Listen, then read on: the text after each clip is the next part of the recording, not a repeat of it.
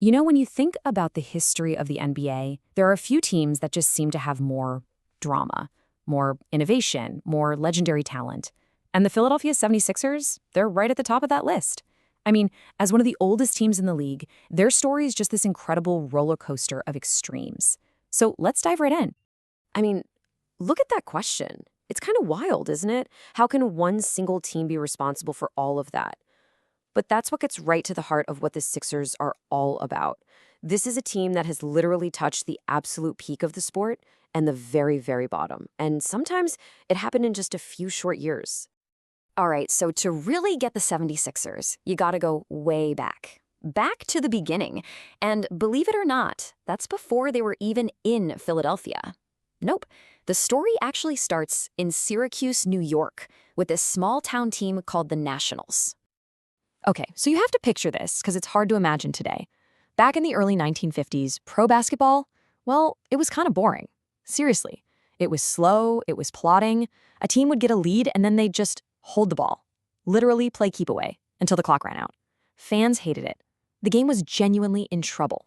But this is where that little team from Syracuse comes in and changes everything. Their owner, a guy named Danny Biasone, had this totally revolutionary idea. He did the math and figured that a 24-second shot clock would force teams to actually, shoot the ball. It would speed up the game, create more action, and make it way more exciting for the fans. So he took this crazy idea to the league. And get this, the impact wasn't just big, it was immediate. In the very first season they used it, scoring jumped by an average of 14 points per game, across the whole league. So this isn't an exaggeration. This one rule, drummed up by the team that would become the 76ers, didn't just change the game. It absolutely saved it. And hey, the Nationals didn't just come up with great ideas. They were really good at playing this new, faster game they helped create. They were led by their very first superstar, the legendary Dolph Schayes. And in 1955, they took that new style all the way, capturing the NBA championship. It was the first and only title in Syracuse history. But then, the story takes a huge turn.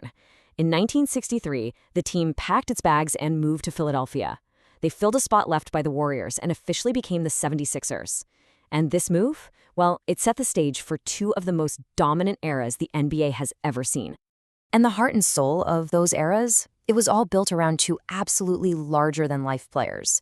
They couldn't have been more different in their styles, but they had one thing in common. They delivered championships. First, you had the unstoppable force of nature, Wilt Chamberlain. And then came the high-flying artist, the one and only Julius Erving. Let's talk about that 60-7 team for a second. Man, they weren't just good, they were an absolute juggernaut. With Wilt Chamberlain just dominating everyone, they stormed through the league and set a record with 68 wins. But the craziest part is who they beat in the playoffs. They ended the dynasty of the Boston Celtics. The team that had won 8 championships in a row. This Sixers team was so dominant, it was later voted the greatest team in NBA history. But remember what we said about extremes? About this team being a roller coaster? Well, hold on. Because what happens next is one of the most unbelievable nosedives you will ever see in sports. The franchise was about to go from the absolute highest high to the lowest low. Yeah, 9-73. Just let that sink in for a minute. Only 6 years after being called the greatest team ever, the 76ers hit rock bottom. Hard. 9 wins, 73 losses. That is still, to this day, the worst record for a full season in NBA history. It wasn't just a bad season, it was a complete, total collapse. So how in the world do you come back from that, from being a total laughingstock? Well, you go out and you get a legend. In 1976, the Sixers got their hands on the one and only Julius Erving, the amazing Dr. J from the ABA. And just like that, his arrival electrified the entire franchise, the whole city. He instantly transformed the team from a punchline back into a real contender. Now, Dr. J was amazing. He got them right to the edge of a championship, but they were missing one last piece. They needed that dominant force in the middle, and that piece was Moses Malone, a center who had just as much confidence as he had talent, which is saying something. So when he joins the team in '82, reporters ask him for a playoff prediction, and without even blinking, he gives them this legendary, super bold prediction. Basically, very straight sweeps. And the incredible thing is, he almost did it. I mean, the '83 Sixers were an absolute wrecking crew. They tore through the playoffs, losing only one single game on their way to the NBA title. They finished it all off by sweeping Magic Johnson's Lakers in the finals. Of course, Malone was the MVP, and Fo went down in history.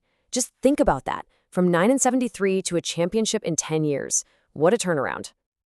Okay, so when you look back at this whole crazy up and down story, what's the one thing that ties it all together? It's this almost unbelievable, constant stream of legendary Hall of Fame talent. Every single era had its icon. Seriously, just look at this list. It's like a who's who of NBA royalty. Decade after decade, a new superstar stepped up to define the team. You start with Dolph Schayes, back in Syracuse. Then you get Wilt and Hal Greer in the '60s. Then the amazing duo of Dr. J and Moses. And it didn't even stop there. The torch got passed to the one-of-a-kind Charles Barkley, and right after him, the cultural phenomenon Allen Iverson. And that's really the key thing to understand about the Sixers. These guys weren't just amazing players putting up stats. They were huge personalities who totally embodied the spirit of Philadelphia.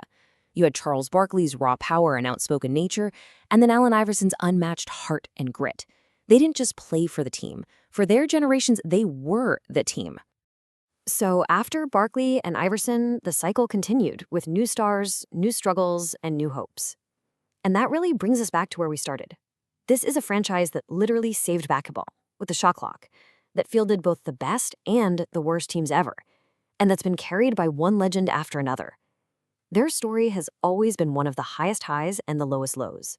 And that, of course, just leaves one big question.